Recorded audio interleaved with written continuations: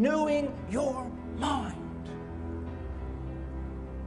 If someone tells me that I've got to have media in my church because culture needs media, it still will not be in my church. I am not called to conform to culture. If you can't read, then when you get saved, I will teach you to read.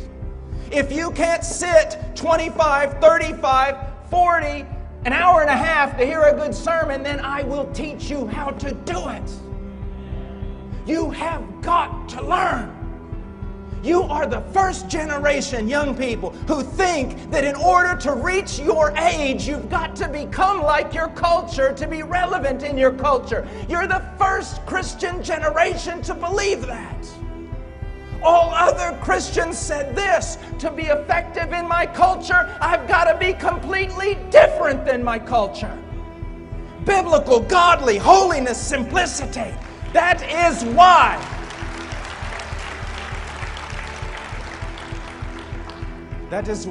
all your noise is so useless. Everything about you was taught you by someone you should not have been listening to.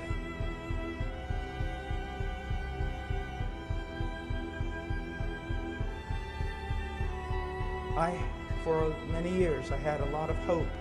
The last 10 years, looking at all the young men that were studying good theology and reading good books and going back to the old stuff, I had a lot of hope.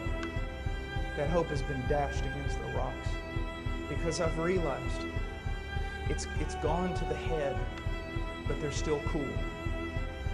They're still worldly. They're basically saying, look, I can be worldly and theologically correct at the same time. You can't be worldly and godly at the same time. Don't go to culture to find out what culture wants in order for you to be able to reach them.